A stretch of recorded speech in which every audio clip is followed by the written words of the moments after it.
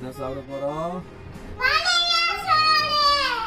தயிர் ஊத்தி, தயிர் நிறைய ஊத்தி வெளியே தண்ணி ஊற்றணும்ல.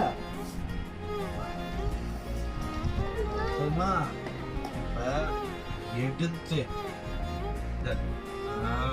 அப்படியே பாரு, கொஞ்சோண்டு கருவாடு வச்சு பிரியாணி மூடி இப்ப சாப்பிடு. அப்படியே சாப்பிடு. எப்படி இருக்கு? எப்படி இருக்கு?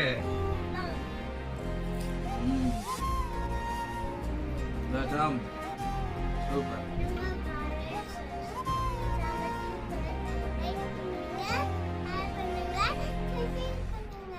Bye.